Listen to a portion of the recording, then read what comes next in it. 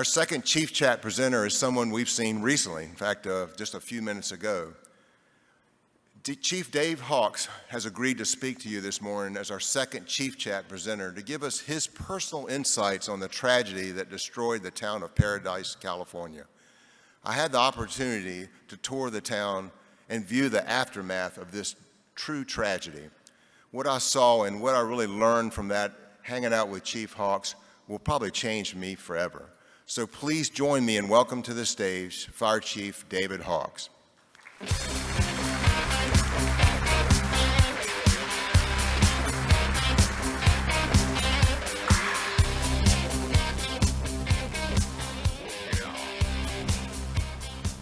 Good morning. Thank you very much. I'm proud to be here. My name is David Hawks. I'm the fire chief for the Butte County Fire Department and the CAL FIRE Butte Unit Chief. And what I want to do is tell you a little bit about the preparation, the response, and the recovery from the Camp Fire. It was an event like no other in my career of what will be 36 fire seasons this summer. That was a satellite image, by the way, about 10:30 in the morning. The fire started about 6:30, so that's about 4 hours into the fire, probably about 40,000 acres at that point. We had done a lot. We, as fire chiefs in Butte County, had always known Paradise was susceptible to fire. Paradise is located in Northern California, about an hour and a half north of Sacramento. It sits on a geographic plateau under a beautiful ponderosa pine forest, flanked on two sides by major drainages, Butte Creek to the west and to the east where the fire came, the Feather River. We had done a lot through the years, beginning in 1998, to try to prepare the community for what we felt was going to be a very destructive fire, but in no way in our imagination did we ever believe in our wildest dreams that fire would burn through Paradise, let alone burn through Paradise in a matter of 6 to 8 hours. Pretty much leveling about 92% of the residential structures in Paradise, about 11,500 residential structures.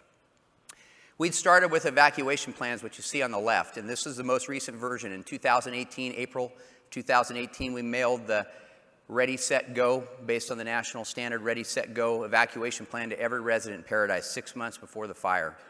We had also prepared the third document you see to the right. You have the map there. The third document to the right is internal traffic plans. We had created traffic plans. We always knew that the Achilles heel for the town of Paradise was evacuation routes in and out of town.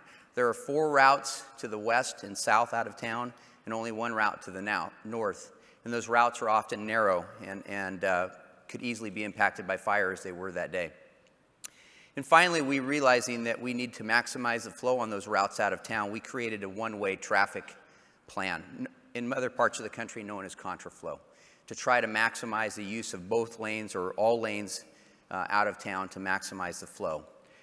I'm very confident in saying, despite the destruction and the loss of life, that this effort played big dividends into protecting the community and getting hundreds, if not thousands, of people out of there. We had tried to prepare the community. We had done many presentations within the community about preparedness. Unfortunately, people sometimes don't heed that message, and they don't often show up to receive that message. We had tried to do other external things to get the message out. We'd also spent a lot of time preparing our firefighters. In California, we're accustomed to wildland fire, unfortunately, and especially the last half dozen years, some very horrific seasons.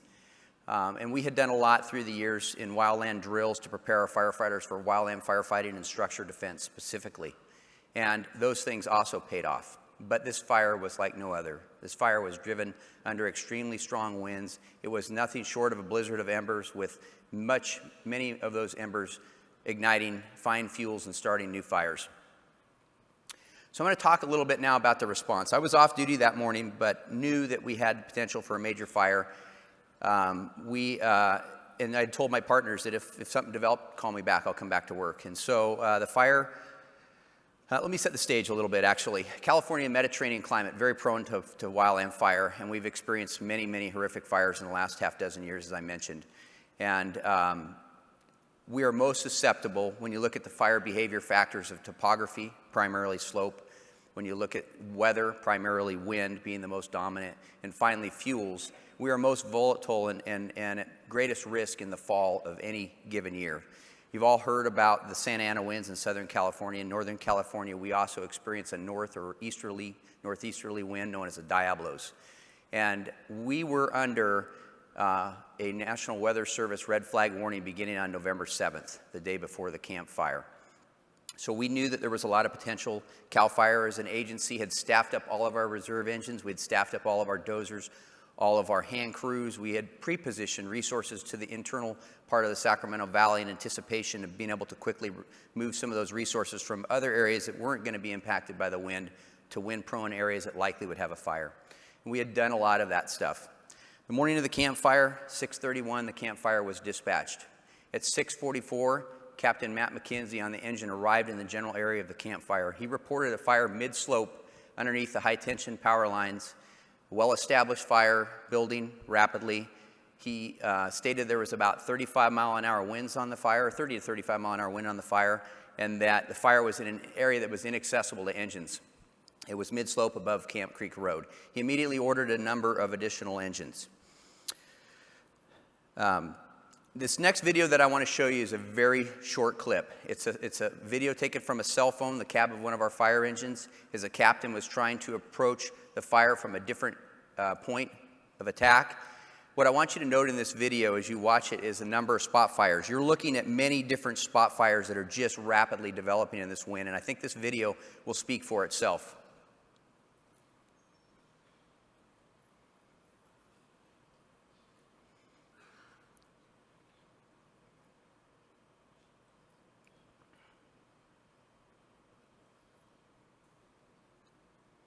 Those are the conditions that we were under. Extreme wind. We were at that fall period where we had had over 200 days of very dry weather. Our fuels were extremely receptive. We have, in Paradise, we have a ponderosa pine forest. Much of that pine needle drop every year and create a fine fuel bed for receptive embers. Despite best efforts to try and keep defensible space, that fuel bed was there and available. This next video I'm going to continue to talk through, but I want you to think about yourself underneath this smoke column. Look at the smoke column, look at the angle of the column, look at the volume of the smoke, how it changes. When you'll see it puff up at one point, that's when it's really getting started on the east side of Paradise. And you'll see the coloration change in the column. So as I continue to talk a little bit about that, I want you to just watch this. This is a time lapse from Lake Orville, the smoke column, at the 9 o'clock to 10 o'clock hour. So our response to the campfire was a very typical one, a very high-level dispatch. The incident commander immediately arrived. He ordered additional resources, as I mentioned before. And by 8 o'clock in the morning, we had over 200 fire engines on order to get to Butte County, realizing that that wasn't going to be enough because Paradise was impacted. The community of Concow was the closest community. The fire went 3.6 miles from its origin to the community of Concow in an hour. It went another 3.4 miles into a total of 7 miles into the community of Paradise in another half hour's time frame. Again, this is not the flaming front. This is a blizzard of embers starting new fires out in front of themselves and cascading on across the landscape, and those fires rapidly developing into new fires. There were rescues. There were people trapped by fire. There were some unbelievable things that went on that day. And I really applaud my colleagues in the public safety arena and my peers in CAL FIRE and the other firefighting agencies for some of the things that were done that day. Shifting to Paradise, most of the people immediately knew the impact of Paradise occurred on the east side of town, on Pence Road. Many people live on that side of town. Paradise is about 26,500 people in the community, about 11,500 residential structures. Those people, some received emergency notification. Cellular systems went down, so we weren't able to provide code red notification to many of the citizens, but it became obvious, and many of them fled on their own. I moved over to Pence Road to assist in evacuations over there. It's the first area of the community that was immediately impacted.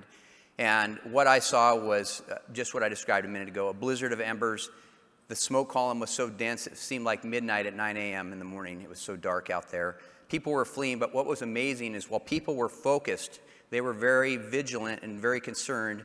Nobody really panicked. I didn't see anybody do anything that was just chaotic. They stayed in line, they moved out of town. Unfortunately, we began to have trees sometimes come down, power poles and power lines came down that cut off ingress and egress routes even further as traffic became backed up on those limited arteries that I talked about.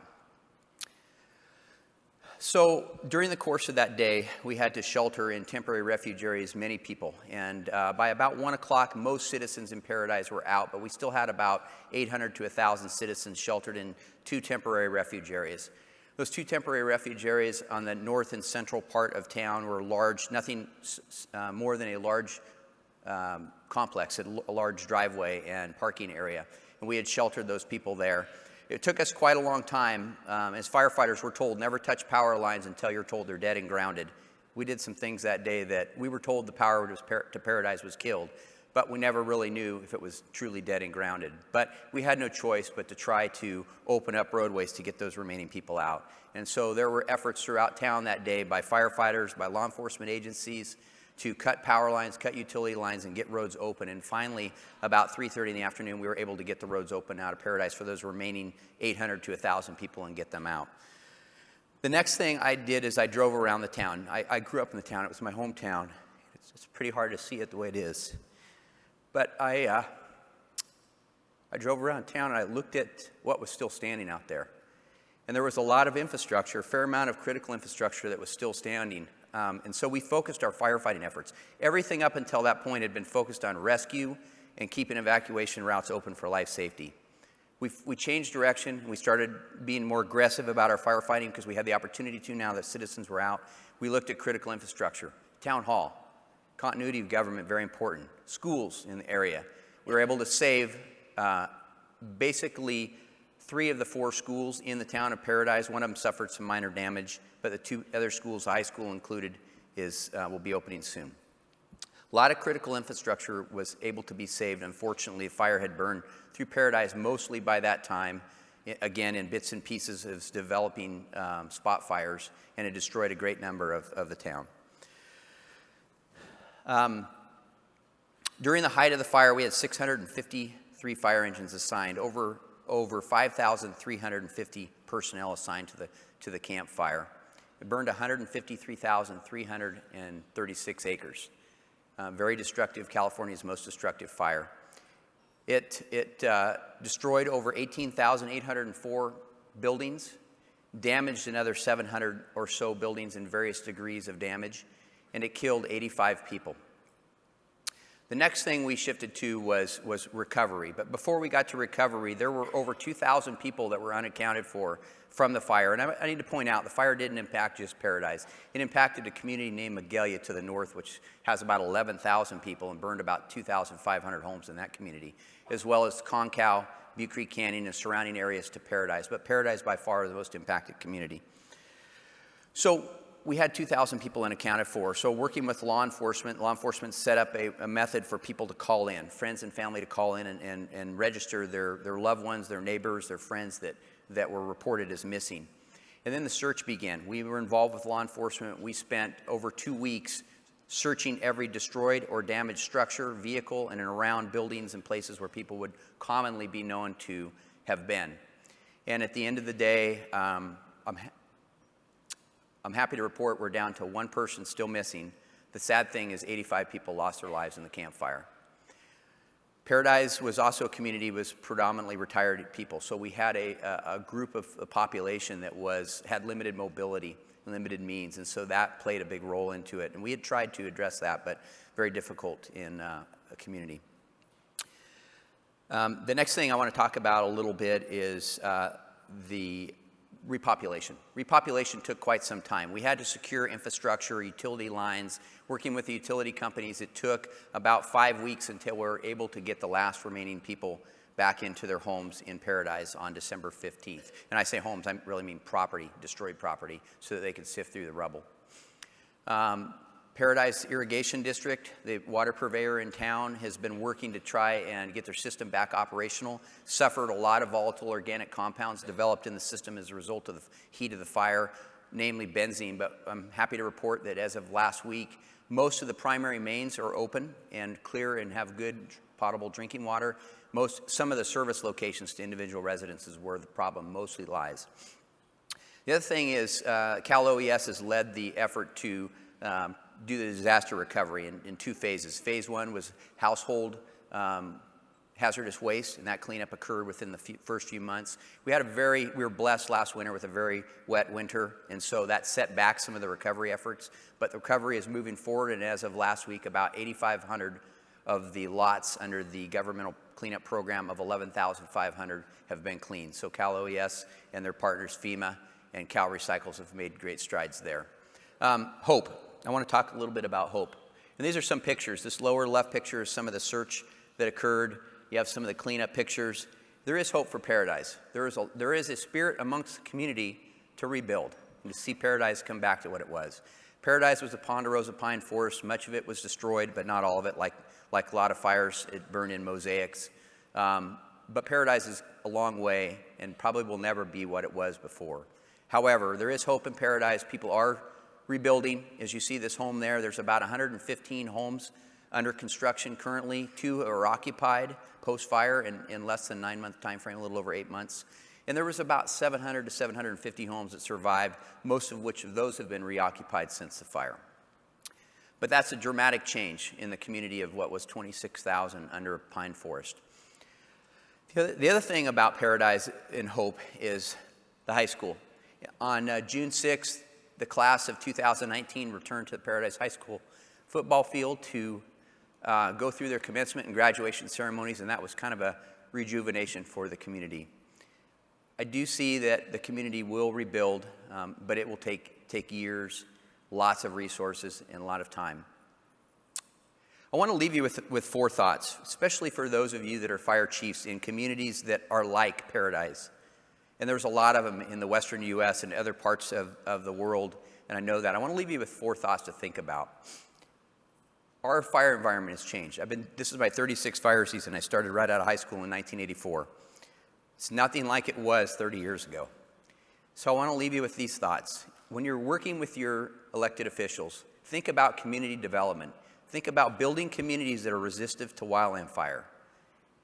Have open areas, and also building construction. Building construction is hugely important to ember ignition.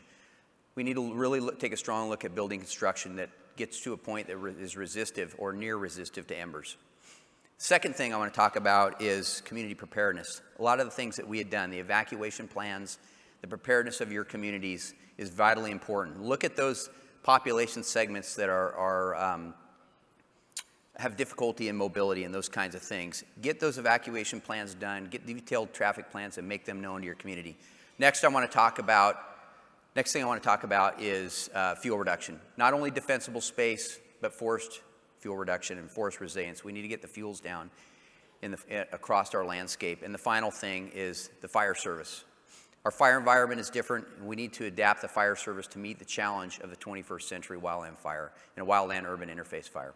Thank you very much.